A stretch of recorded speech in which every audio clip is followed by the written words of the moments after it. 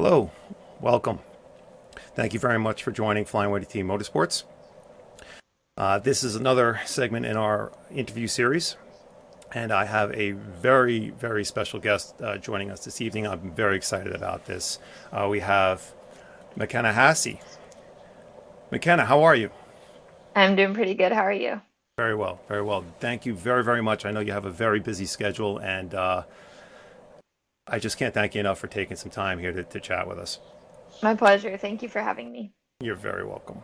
Um, I, I I just wanted to start with this interview letting you know that I've had great difficulty planning for this because, and as the viewers will soon find out, that there's so many facets to you that will make people of any age and people of various interests want to take an interest in you and will make them just say, wow, this girl's great. I'm saying that because it took me, in getting to know you, and we'll explain to the viewers, some of the exposure that you've had in the media, but just through the media and getting to know your story, it made me go wow like 10 times. Like it's just incredible. So I definitely want to dig into all the goodness there. Before we do, um, the title here that we have on the screen says from Compass Racing, sprint car driver. And I think, just to lay the groundwork for the viewers, and I don't want to take too much time on it. And it's amazing that I'm saying that because I know there are people out there that would probably just love to hear the sprint car driving aspect of your life. But if you could, just in a nutshell, tell us some of the origins as far as, a little background on the family, the car you race, the class you race in, and how you got started. Yeah, my story's been put out there quite a bit, and so if you want to hear it more in depth, just pretty much look up any story about me. But most people know that I got into the sport through meeting Casey Kane, a NASCAR driver in a shopping mall, and started following NASCAR after that. And then I had a cousin get involved in dirt track racing, and between him and Casey Kane, that's how I got into sprint car racing and started going to Knoxville Raceway, which is sprint car capital of the world, and went on to eventually save my own money and start my own race team when I was 13.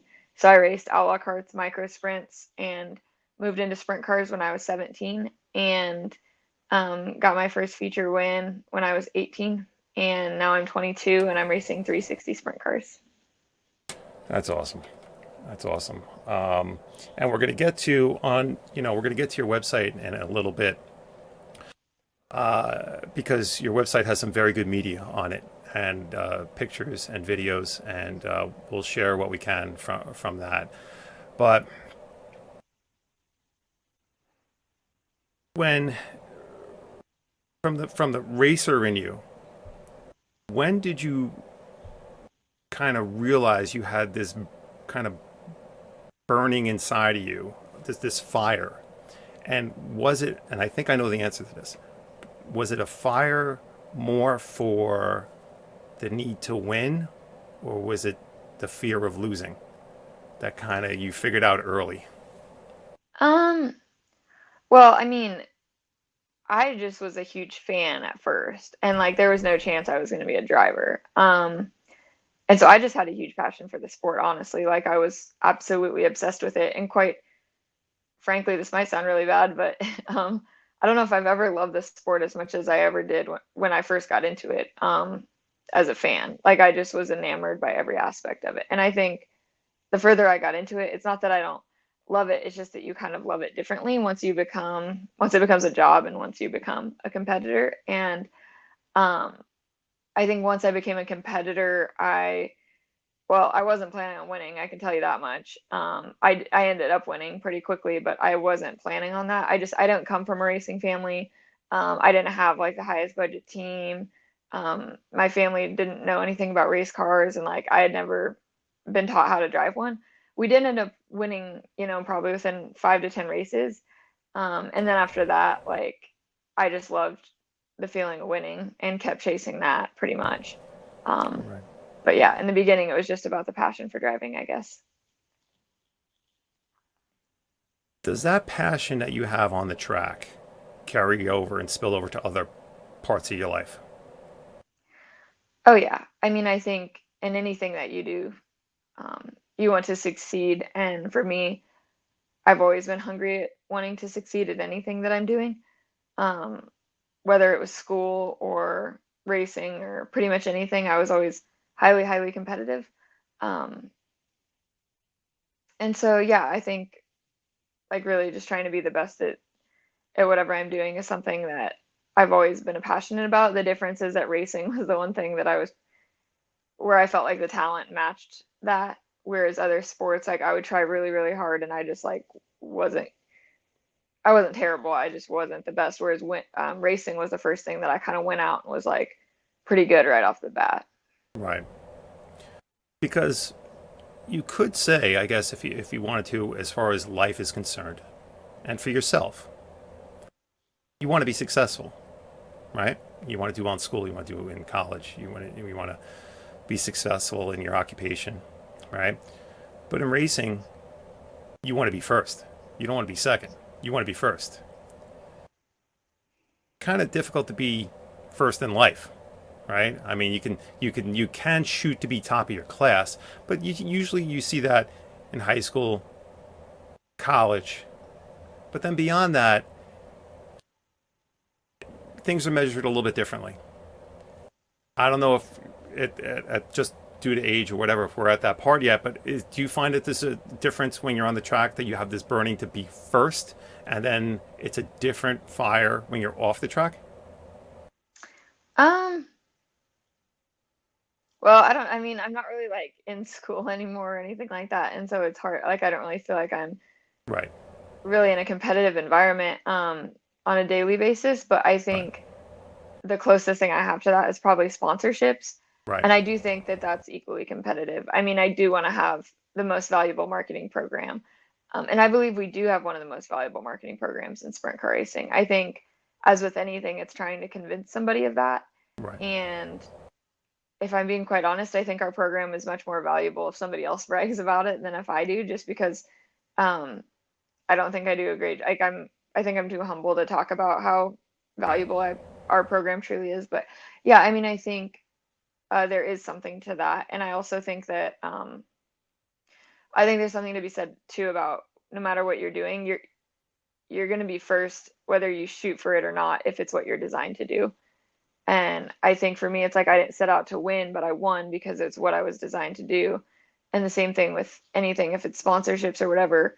Um, if you're designed to do it, then and you're talented, then you're going to end up winning, really, even if it's not what you set out to do. right. Speaking about the sponsorships and getting a little bit more into playing playing the role of someone who was sponsored and representing your team, your sponsors in a certain manner. That's very quickly followed up by fans. Fans take a liking to you, right? When did you realize that all of a sudden, maybe you had some young fans following you and families following you, but now all of a sudden you're a role model for young kids? When did you realize that, oh my goodness, I have to think and act maybe a little bit differently because we got these little younglings that are just, really looking up to me? Yeah, I have been blessed with a very good fan base, that I really appreciate and care an awful lot about. Really, I started racing when I was 13, and even back then, I was just racing at a local go-kart track. But there was a couple times that I did have a very small autograph line after the races. Just true fans. I didn't know who they were, and the youth competitors at the time really were attached to me, the kids that raced in the lower classes. And so kids have always kind of been a part of my life like that. And then when I moved to micro sprints when I was 15, um, I had actually like a pretty good, I used to go over to the stands and sign autographs. And at a few tracks in particular, I had a pretty good size fan base going and started selling t-shirts and stuff like that. And then when I went sprint car racing, obviously at Knoxville, there's a ton of fans. And so that's when I really started having like the bigger autograph lines and Right. starting to race off of t-shirt sales and whatnot. But I think a lot of that comes down to just who you are as a person. It wasn't anything that I tried to do. I just care about people and I like people and I think people could see that. And so I really didn't have to change myself any or put up a front. I think being a role model is just simply being who you are. I mean, if you're a good role model, then you're a good person. If you're not, then you're not. And it's not something that you can really turn on or off. Um, and so, yeah, I think that I've always just tried to be genuine with the fans, and I think that they've caught on to that. I think a lot of people have caught on to that. And what I'm going to do is bring up your website because, I want people to see. And what we're going to do is I have your website up on our page. And you know what? Just briefly here, because I'm sure people are looking at this as it's up here. And it says Haase's Ninja Warrior experience. And there's some ripped person in this photo. Who is that? That's me.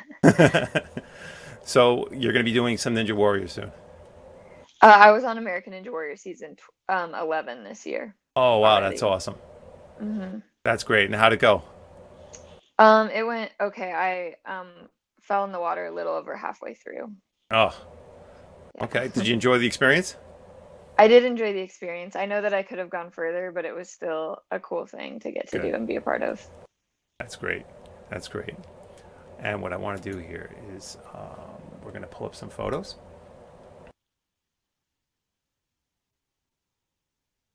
And one thing here as I click through some of these photos is, and we'll do this quickly. I don't want to spend too much time on this, but I want the viewers to kind of recognize that based on what you were just talking about, your connection with your fans, is that there's a very common theme to all these photos. One of which is that you were born with a smile on your face, obviously. And the second is how incredibly happy you are making these kids that you are with. And you're standing there not as a driver with a fan, but almost as a sister with a brother or a Hmm. sister with another sister. And these photos exude just warmth and care. And every single photo, everyone has a huge smile on their face from being with you. So, what I'm getting at here, McKenna, is do you realize the impact that you have? I mean, it is so nice to see you're not a driver that's sitting behind a desk waiting for people behind ropes taking turns walking up to you and they're asking to sign. Oh, can you sign this to Billy? These are people wearing this picture. This girl's wearing a McKenna shirt. You're in every photo. Your arms are around your fans and your fans have their arms around you. You are fully engaged like I've never seen from any other driver, and I've been a racing fan forever. It's a very, very special thing. Thank you. Which leads me to, I'm just clicking through a few more of these because it's addicting to see such joy in every one of these kids. So happy.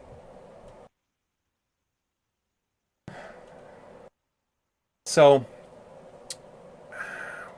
what I want to do is I want to explore where this led, and maybe there was something tied to some of these photos to compass racing, and we're going to move into compass racing. Please tell the viewers, what is compass racing? What is the goal of compass racing? Go ahead. So Compass, Racing Development is a youth driver development program for youth race car drivers that I founded when I was 17 years old. And we originally picked a child to race a car that I built that wouldn't get the opportunity otherwise. And so we started with one kid, and I ended up selling some other cars to kids that were getting into the sport and became a mentor and a coach for them. And we've probably had like 10 to 15 kids come through the program since. Wow. And now I have a separate foundation that provides camps and clinics and safety gear for other kids beyond our Compass team. And so Compass is basically our team here in Central Iowa for kids, but we're trying to make a larger impact through the foundation. And so that's just some of the ways that I'm working on giving back. That's amazing. What what are your criteria in picking a young driver for Compass Racing? Well, honestly, they've always just kind of, it's kind of been like a God thing, honestly. Um, like it's all been different ways. I think sometimes people think that like we're not a program that specializes in like any certain, like we don't just work with kids that come from, um, like some of our kids have traumatic stories and some of them don't. Some of them, um, it's not like, I don't know, it's kind of hard to describe. So like my first kid, his father wasn't really in his life at the time, and that's why I picked him. My current kid, his mother passed away this year from brain cancer. Oh, Some jeez. of my other kids, like they've been through their own challenges of their own kinds, but they're quite simply just young racers trying to make it, and just like myself, really. And so I believe everybody has a story. It's not like we have a certain criteria or like they've had to have gone through some like major thing. But we're really into like the driver development side of it. I'm just looking to give kids mentors and coaches, no matter what their story is. And that's something that I never really felt like I had consistently, was like one person that I could always look to or always ask for advice from. I was kind of just like paving my own path. And so that's really what I'm trying to provide, is kids that like truly want to take this far. Of course, we want to give kids the experience, and of course, we want to bring joy to kids' lives, but it's not just that. It's not just putting a kid in a car for one night.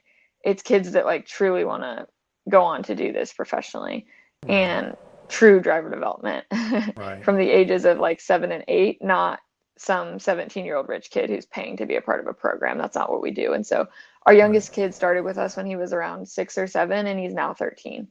Um, Right. That's great. and so that's like the kind of what we do.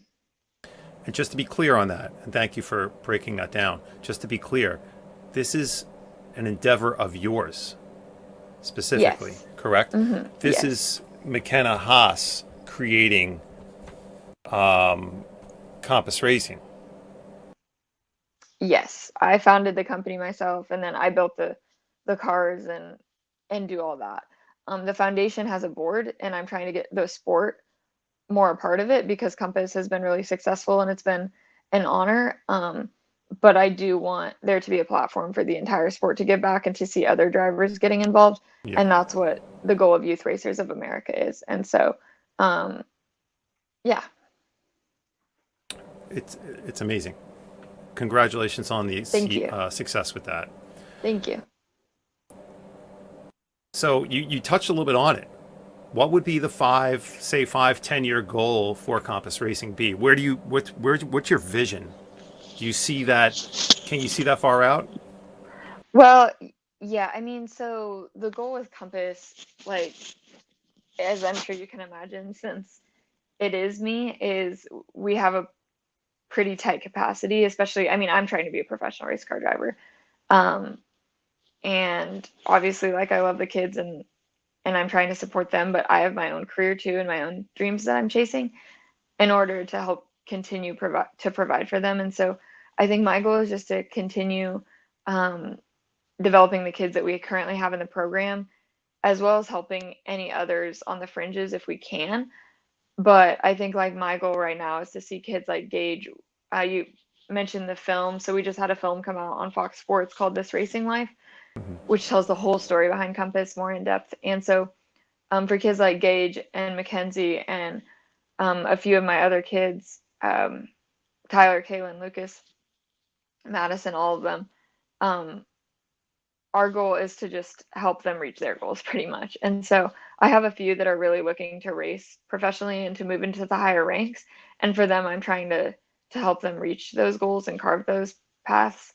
But for some of the rest of them, they don't really want to race professionally, but they do want to race right now. And so we're just trying to help keep them on the track and different things like that. And so they all have different goals. They're all very different kids, but they're all very special in their own ways. And so we're just trying to help them individually and not create some cookie cutter program.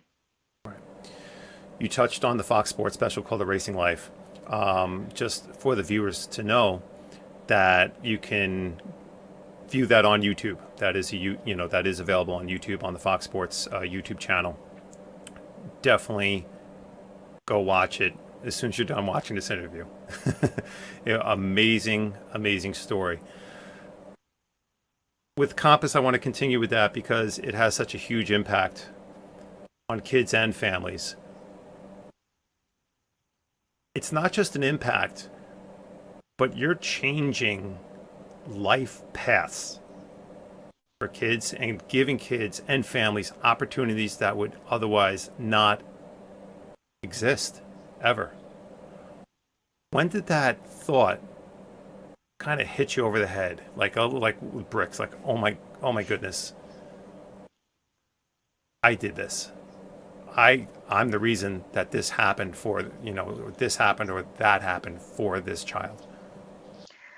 Well, I mean, we are a pretty big faith-based team. And so we're a big believer in like miracles and things beyond me. I don't believe it was me doing the work at all.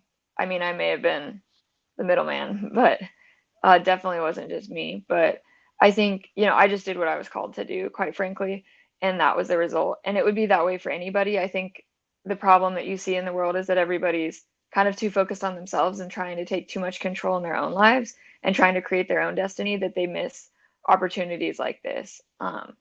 And they don't understand that sometimes when you're giving, you're receiving far more. And that's what Compass has done for me. It's been amazing to see what it's done for these families, but it's also done a lot for me too. And I think, I don't know, I always knew Compass was special from day one. Like, always knew it. From the first day I ever left Gage's house and picked him, I just knew something special was happening. You could just feel it always. Whether it was a conversation, I mean, his mom and I used to have so many conversations, and I still do. Just every time I'm with the kids or their parents, you walk away and you just have this feeling in your stomach that like something big is happening. Um, and even, long before the Fox film came out, it's like part of me was like, I just think this is going to be a movie someday. And that's Right. obviously not why we were doing it, but you just had that feeling that, something was happening far bigger than what we could even realize. And sometimes that's just what happens when you walk by faith is you don't really know what the outcome is going to be. You just choose to follow. And as you can see in this racing life, that's kind of the result. Amazing. It's just amazing to me. I does is the level of appreciation even across the board in regard to what you get back and or what's expressed by the parents as well as the kids, or is it more from the kids in their own way than the parents, or is it both like the same? It's both. I think for the kids, they don't understand everything. Right. Um, Especially Gage. Like when I was going through all that with Gage, it's like I knew Gage was never gonna, probably love me as much as I loved him or ever understand what was even going on. All he knows is he got to go racing um, with McKenna, and that was it. And he doesn't understand like the details or the money or anything, and that's okay Right. with me. And I think that that's part of what it means to give is not expecting anything in return, and sometimes not even expecting people to know it was you or what you did. Right. The parents, obviously, on the other hand, have a much larger grasp, and I think especially Gage's family has just shown utmost appreciation, and like our hearts have just been connected through this entire thing, and they will continue to be. I mean, we're like family, and I think we always see eye to eye, and when we're making decisions about the kids, like we always tend to agree. And so I think that's the biggest thing. I think, but then I've also seen it the other way too. I've seen some of the kids understand it more than the parents, and I've seen some of the kids um, understand what the program's all about more than the parents and grasp that. And so I have seen both sides to it. And I think at the end of the day, it is about the kids, and that's what I fight for is for the kids and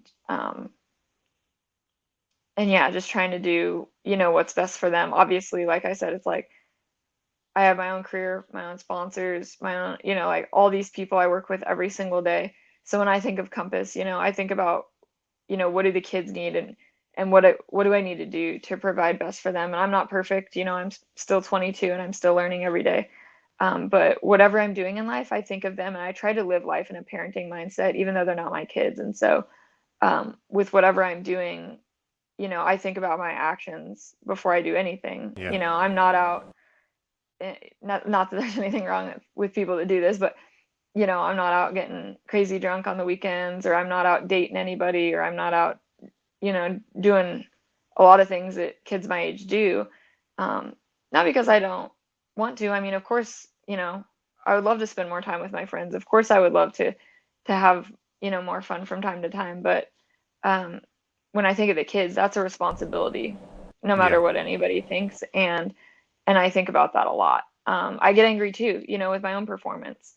And I think I know that they're watching how I act and how I handle situations. And I don't Right. want to be fake. I mean, they know when I'm sad, they know when I'm angry, they know when I'm happy, and I'm okay with that. But I also think there's a right and a wrong way to handle situations, and I try to make the right choice because of them. That's a great answer, and it just totally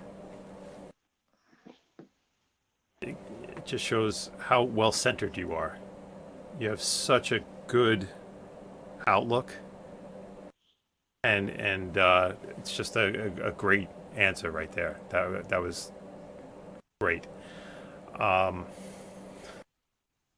I think you're amazing because of the pressure, like you said, it's a delicate thing to kind of balance what you're doing in racing, and then you know how you're playing that role model for the kids, especially not just for kids that are just fans, but especially for the ones in Compass Racing, the ones closest to you. Walk us through the morning of a race, a race for one of your Compass Racing drivers. Tell us what goes on. Are you like shaking them awake in the bed? Like, come on, wake up, and eating breakfast with them, and what kind of walk us through what happens from the morning, right there, crack at dawn, right until race start with one of your Compass Racing drivers. So, it depends on the year. I mean, obviously, I've had different drivers over the years. And so, as of this year, Lucas Pence is my driver, and he lives in Stronghurst, Illinois. And so the kids race on Fridays, I race on Saturdays. And so historically, I'm typically either working or back in the day at school on Fridays. And so usually I would leave school or the office or whatever, or work or whatever, and change and just barely have time to get the car ready, honestly, to go to the racetrack. And usually scrambling a little bit at the last minute too, because the kids stuff can be sometimes hard to keep up with in terms of Right. the actual equipment. But anyway, so then we head to the track, and their races start at 7 o'clock at night. And so typically we get there. And one thing that I always have tried to do and kind of in some ways failed miserably at is I do try to take time before the races to teach the kids something. Um, we've definitely done this better during certain times than others, but we try to, I try to have some sort of group little meeting or lesson or something, and then we do always try to take time to pray together before the race. But outside of those two things, typically the kids are off playing, and the race cars are important to me, and I won't lie about that. I mean, first off, it's safety, number one, but number two, once they start getting competitive, I take that seriously too. I want them to have the fastest cars, Right. Right. and all night long, and people know this about me, is once the racing starts with Compass, I mean, I'm pretty serious. Right. I'm constantly analyzing that race car and just trying to make sure that it's the best that it can be. And sometimes that means neglecting a little bit of time with the kids. Um, but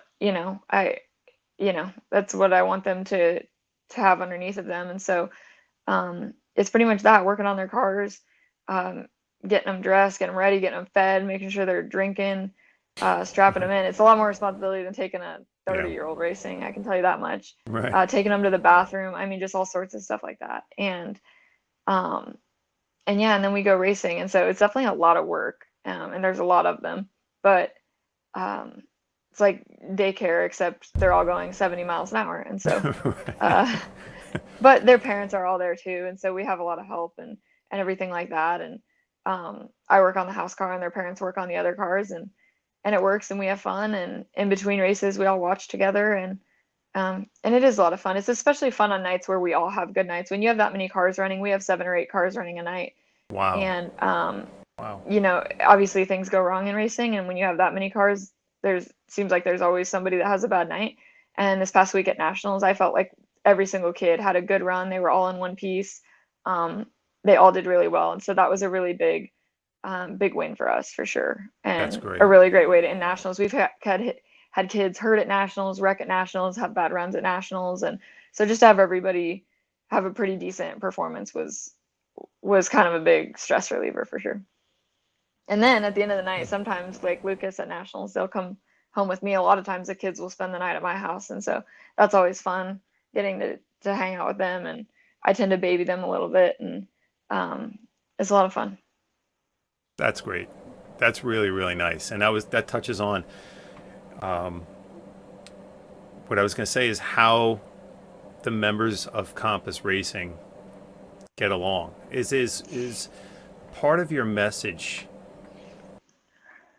and part of what you're looking to accomplish is not only the relationship between you and the racer, but also making all the racers of Compass Racing feel like it's a big family. Is that the goal? That Compass Racing is a family? Yeah, to an extent. I mean, you know what? I'm pretty proud of the kids for how they handle that. I mean, quite honestly, there's, to my knowledge, not really another Compass out there. And so they're growing up in racing in a way that 99% of other kids don't. Obviously, you see teammates in the higher levels of racing, but to have kids growing up on a team together is something that's not very common. And Right. I wasn't really sure um, when we started doing that. I mean, because it was just Gage for a long time. Then we added one kid and then another and another. And with every one that got added, it's like, I mean, by rights, Gage is probably the one that could have been the most upset about it because he was the star of the show there for a while. And now there's a lot of other kids that take my time up. And so I think I just wasn't sure how that would all work out. But I've been really proud of them for how they've handled that, especially Mackenzie and Gage. They're both 13, pretty close in age, and Kenzie's a little bit older, but they've grown up together racing, and both fiercely competitive, both good drivers and stuff. But I've just been really proud of the way that they've all handled, everything over the years, and just um, still just the fact that they get along, and that means a Right. lot to me to be able to see that. It's not something that I would hate to see them like everybody trying to get along just because of me. I want it to be genuine on their part, and that they genuinely enjoy hanging out. But you know what, they do seem to have fun together. And we just had our first fundraiser last weekend, and yeah, the kids all run around and have fun and get along. And every now and then you have challenges and bumps in the road, but for the most part, it's pretty cool to see them still looking out for each other. One thing I realized just before, and I didn't ask it, and I want to come right back to this. You mentioned Lucas Spence, right? Yes. He's in Illinois, I believe you mentioned. Yes. And you usually, the track you race at the most would be Knoxville. I race at Knoxville Raceway, and the kids race south of Knoxville Raceway at Okay. English Creek Speedway. And you live in Iowa. I live in Indianapolis and Iowa both. You see where I'm getting at here. We have some logistical issues. How are you doing this? How do you do this? Well, again, it's varied over the years. Obviously, the most intensely present I was, I guess, was Gage's first couple years because I volunteered in his classroom. So I saw Gage every day in Right. his classroom, and then I Right. picked him up from school. And we Wow. go to the shop, we go to his house, we go to the library, we go to Right. my house. So Gage was with me all the time, it Wow. seemed like. Very involved there. Nowadays, obviously, I'm kind of traveling more. I'm kind of doing my own thing. And so the beauty in that though is that the program just kind of shaped itself into a way that fit that model. So in the beginning, I needed to be there for Gage all the time. Because I was the one working on the car, I was the one doing all that. And and really that was the point of the program, was to really hardcore mentor Gage. With Lucas though, I live in Indianapolis during the week, and so Lucas races about once a month. Our goal with him is just to have a ton of fun and bring joy to his life and make some memories. He does live a few hours away, and so they come over on Friday and race and have fun and then drive back to Illinois. But I come out from Indiana and do the same thing. And so it's not something that we do every single weekend. Typically, though, if Lucas isn't racing, I have made most of the races this year anyway in Iowa because I race here on Saturday nights. And so Okay. typically I get in and go watch the kids at least. And then sometimes we race Lucas. And so it just, it always works out. And I think it comes, yeah, back to that whole thing that if it's what you're designed to do, it'll just fall into place. And you just have to have faith that it'll work out. What does McKenna Haase do in order to flip that switch off from taking care of my compass racing family to, okay, I have a race tomorrow. I got to get zoned in. What is your ritual of that transit? How do you transition? There has to be something. There has to be some music you listen to for an hour, something that makes you go like Bruce Banner to Hulk and then back to Bruce Banner. There's got to be something that there's got to be that flip. Tell us how do you balance everything emotionally? Let us know. um, it is hard. I think, I'm not a parent, but I think that's the closest comparison that I can get to is just, um, I would imagine that somebody with kids, if they're going into a race night, I mean, obviously their kids always come first in their life. And so on a race day, they might be thinking about, their kid or what they're doing that day or whatever, but then they're also focusing in on what they needed to do for their job.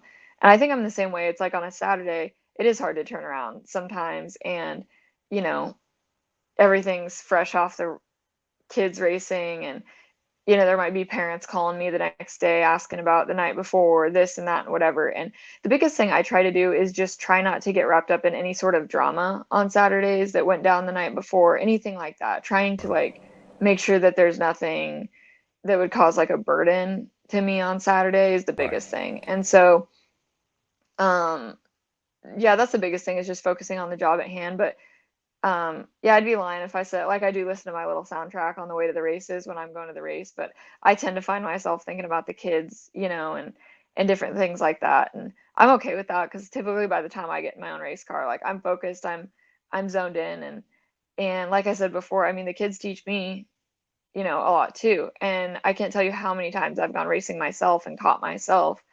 Um, I almost have this like flashback from the night before of something I told the kid about, be smooth and do this and do Right. that and pass like this. And the next thing you know, I'm like, hey, you idiot, how about you try doing that yourself? And so um, That's funny. it is funny. I see a lot of similarities, and I can imagine them sitting up in the stands too, like, yeah, hey, McKenna, how about you have a better start next time? Like, you tell us. And so uh, there's a lot of crossover, but I mean, again, like I said, my racing myself is kind of at the heart and soul of what I do, and so it doesn't take a whole lot to have to focus in on that. Well, I know all your fans are probably saying, she mentioned she listens to a soundtrack. What are you listening to? Quick. What is it? Oh gosh, everything. Like you name it, it's on there. Like the most ridiculous stuff's on there. Like everything from like just middle school boy bands to like um country, rock, like everything. All You right. name it. Pop, everything. after the races and on your website, there are those pictures of the just lines of fans. Now, for people who may not be aware, you're up at the crack of dawn preparing for a race. Now you're also assisting, like you said, your involvement with just Compass drivers and the families, right? But say for yourself, this is one of your race days, right? You're preparing, you're racing all day, probably hours afterwards, you still have these lines a mile long. You're hugging every single kid, taking a picture with every single kid. Do you see, as this goes on deep into the evening, that you're getting more support from the kids or more support from the adults? Or is it equal? People you've never met before, are you just getting equal support? Um, well, I think most people like automatically associate me with kids, which I don't think is inaccurate. But I do think people underestimate how much support I have from adults and also from males. Because I think a lot of people say, "Oh, you're such an awesome role model for young females," which is awesome, Right. and I'm proud of that and grateful for that. And I do have a lot of female fans, but I also have a lot of male fans too, like adult male fans. And I think sometimes people think that, oh, they're just in our line because of the kids, which is true in a lot of cases. But I do just have some like straight up, I mean, just your average guys going to the races that are fans of mine, um, and that's the way I like it. I'm not trying to serve just one group of people. I love all kinds of people, like old, young, male, female.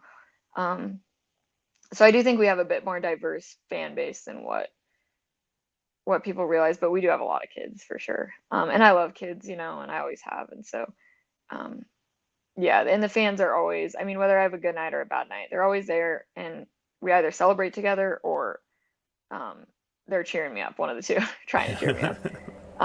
And that's, I believe, what that's all about. The mainstream media has consistently and well deservedly focused on a lot of your personal achievements, being one of the first, being the first female sprint car drivers to win a feature race at Knoxville, right? And that was the first time in 100 something, how many years? 100, I think 118. 118 years, okay? And then as the Fox Sports special touched on, the very next day after winning that race, you graduated as valedictorian of your class, right? Now, every kind of mainstream media, news article, news clips, interviews,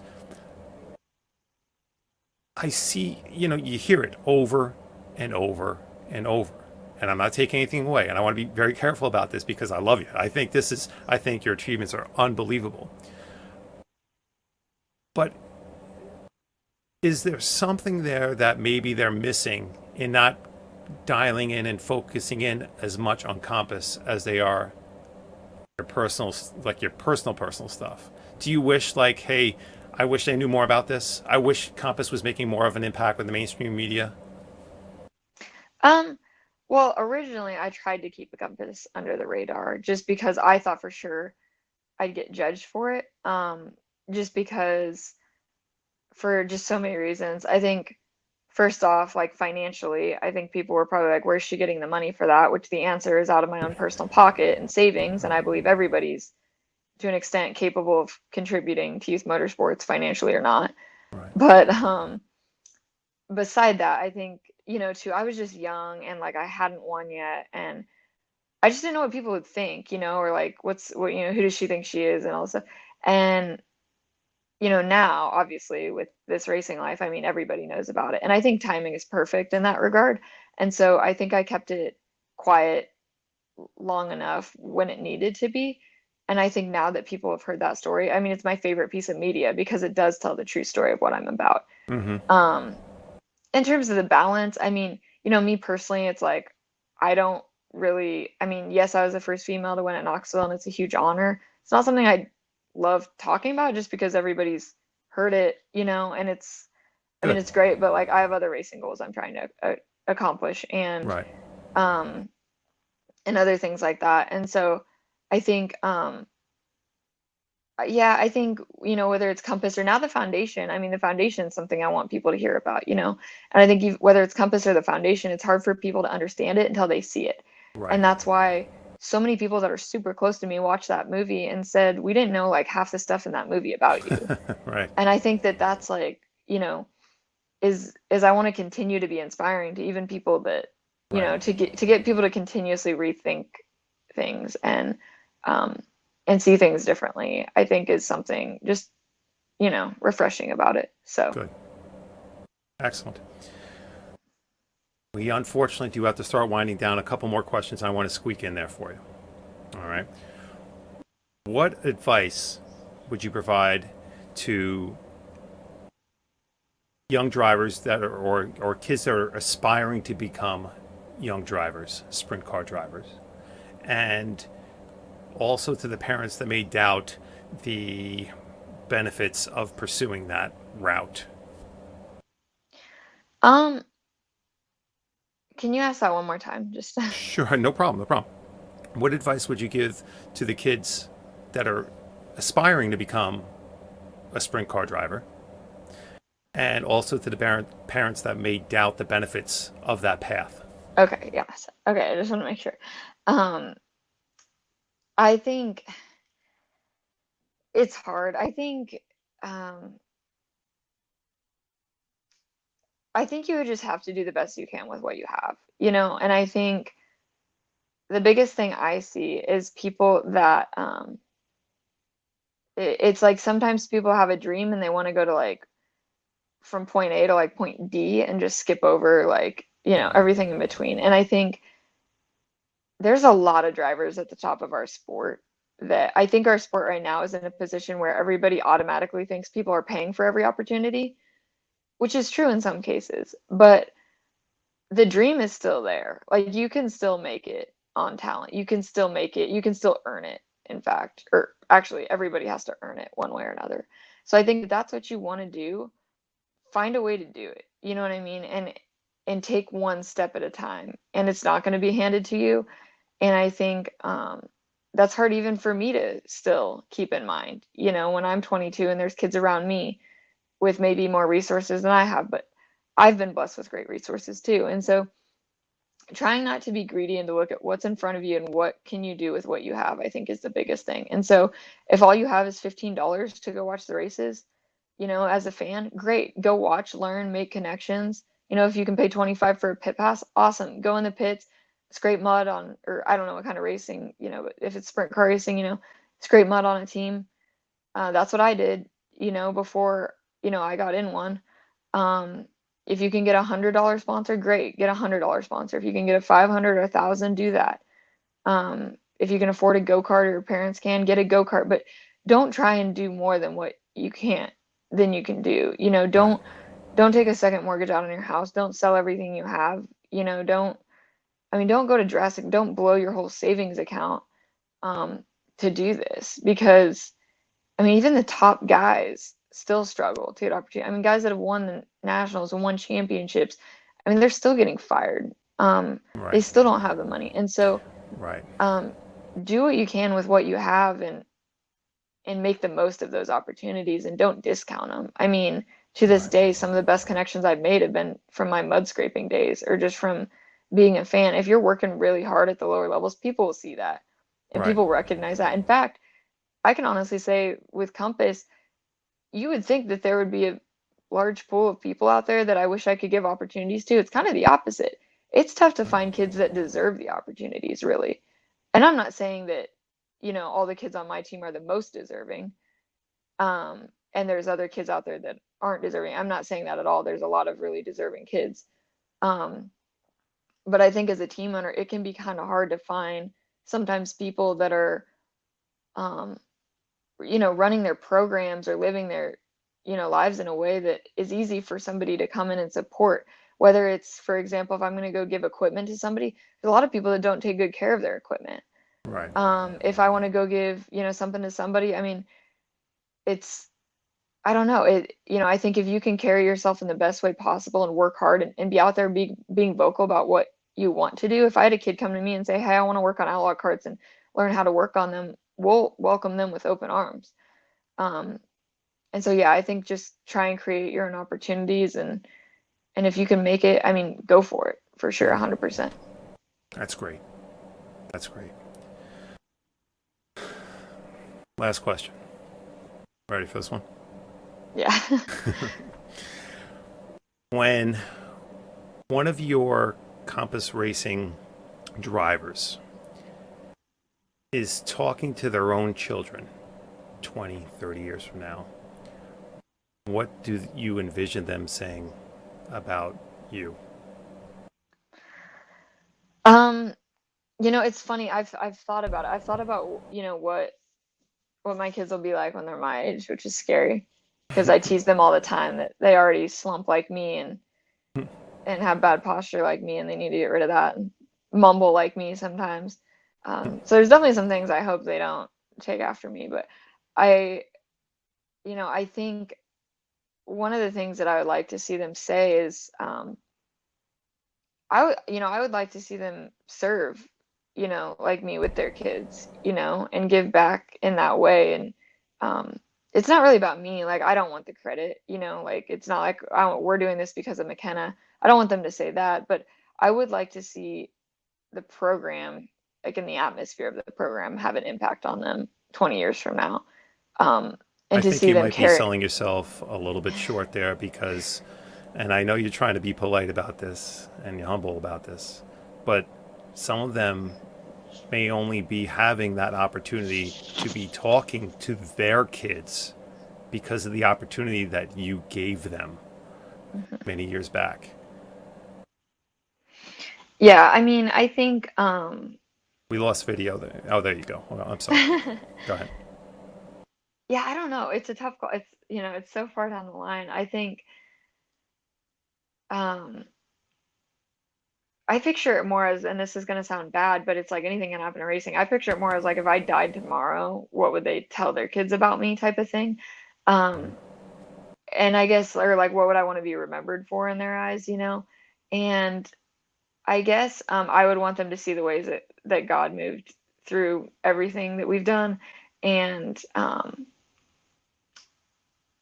And I guess, it's kind of like your own parents. I think everybody reaches a point where you look back on all the things your parents did for you growing up and you never realized it at the time? And Right. I think if they can see that and then in turn want to be that type of quote unquote parent, um, in a way that's like giving and loving and forgiving, um, I mean, I think that's the biggest thing that I always try to preach to them is just, Right. forgiveness and grace um, and love and not putting their identity in other things, not putting their identity in their wins, not putting their identity in their performance, and trying to figure out who they are. I think that's the other thing you mentioned the team, and like I said, we have 5 or 6 very different kids, and they're all super special. I mean, Yeah. my two from Nebraska. I mean, they're phenomenal wrestlers and athletes and artists and good in school and like all these things. And I have kids that are, like some of my girls are really good at their marketing and really good at their driving and their goal setting and just they're all very different and I want them to see that. I don't want them to think that they have to be like the other kids, but the one thing that they might be all very different, but the one thing that I want them to have in common is the way that they treat people, Right. and the way that they treat themselves too and see themselves and love the world around them and love people around them. And I hope that that's what they take. You're amazing. That's great. It's great Thank you. stuff. Thank you. I want to close with giving you an opportunity for some shout outs. You have the floor. Go ahead. Oh man. Um, Gosh, I don't know. I mean, obviously on our side with our team, we have an incredible group of sponsors and um, my Wyckoff Heating and Cooling, Mid-American Energy, Delta Dental, um, Gabus Automotive Group, and Casey's General Stores and Mahaska are all big supporters of what I'm doing. And with our kids, just anybody that supports our program, whether it's Hogwash or Mahaska or Compass Financial Services or Competition Motorsport or just our donors. We have some anonymous donors and different things like that, and just the families and everybody that's watched the film and reached out. Really, I mean, huge shout out to those people, just because we've had so many messages, and just for people to take the time. I've seen a lot of cool videos in my lifetime. I can't say I ever take the time to send anybody a message, and so to everybody that's taken the time to watch our film and reach out and follow us and everything, it really does make a difference. I mean, I try to read every single comment and message and everything, and it means a lot to the kids too and their families and everything. And so, Right. um, yeah, to everybody that makes it possible, as always. I know it sounds cliche, but to the fans, thank you. McKenna, you're an amazing person. I can't thank you enough for sharing your time with us. Um, you play such a powerful key role in so many people's lives, and I wish you nothing but the absolute best going forward with absolute everything you're involved with. And I hope that we have an opportunity to revisit each other in the future with an update on Compass Racing. I'm more than happy to just blast it out to everybody. Yell it out there what you are doing, because I think it's hugely important. And it's hugely important that people are aware of what you're doing and how you're affecting people's lives and improving lives. So thank you very, very much. Thank you very, very much. I really appreciate it. You're very welcome. Thank you very much to all the viewers out there on Periscope. As always, this video will be uploaded onto the Flying 1AT Motorsports YouTube channel, and there's an archive of the all interviews there. We will continue with the interview series. We have 2 more interviews this week, one tomorrow and one Saturday. So I hope you join us for that. But once again, thank you very much for joining us for McKenna this evening, and I hope everyone has a great evening. Good night.